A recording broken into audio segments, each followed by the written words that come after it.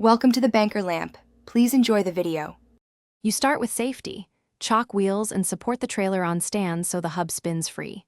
Remove the wheel, pull the dust cap, then take out the cotter pin and castle nut. Keep parts in order. Once done, slide the hub straight off the spindle. If it's tight, tap lightly behind the hub to free it.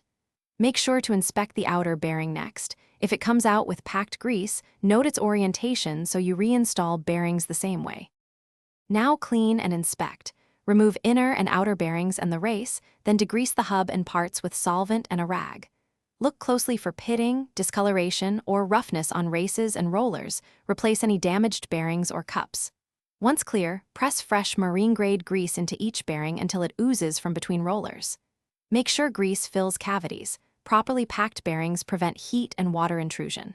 Reinstall. Finish by sliding the hub back onto the spindle, then add the outer bearing and washer. Thread the castle nut and tighten to remove play, then back off slightly to achieve proper preload.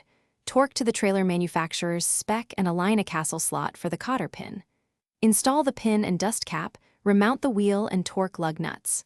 One key tip: if the hub runs hot, or there's play or grinding after reassembly, stop and recheck bearing preload and seal seating. Don't tow until resolved. Thanks for watching. If this was helpful, leave a like and consider subscribing. See you next time.